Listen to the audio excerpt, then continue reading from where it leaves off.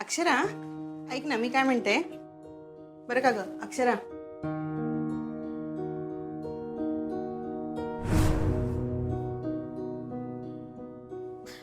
अधिपती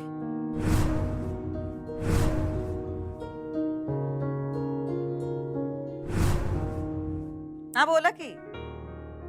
काय हळदी कुंकू? हा येऊ की. ओ येणार येणार नक्की येणार. तुम्ही पण या आमच्याकडं संक्रांतीला.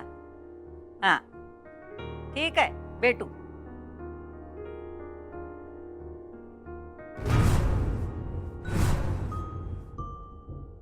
तुम्ही इथं? इच्छा नसते यायची, तुझ्याशी बोलायची इच्छा नसते, पण यावं लागतं. का? काय झालं? काहीच वाटत नाही ना तुला? हे सांगा इथं आलं वय. या घरची लक्ष्मी घरात नाहीये, घराला घर पण नाहीये, त्या अधिपतीचं कशात लक्ष नाहीये, पण तुला त्याचं काहीच पडलेलं नाहीये.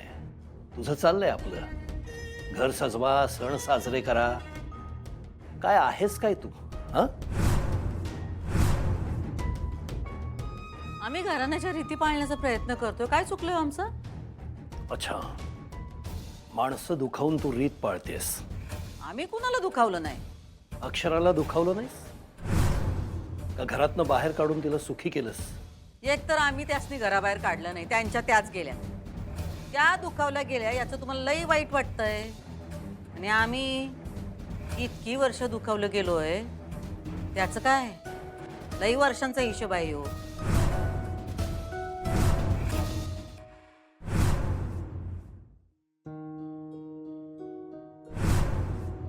काय झालं अक्षरा?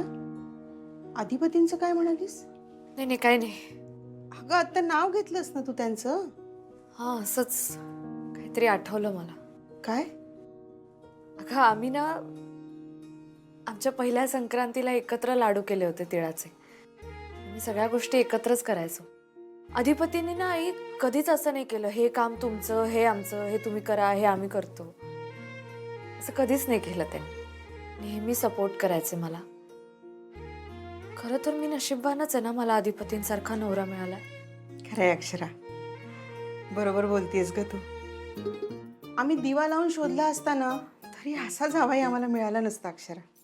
आदर्श माणूस, आदर्श मित्र, आदर्श नवरा आहेतच, पण आता आदर्श बाप सुद्धा होतील मला खात्री आहे.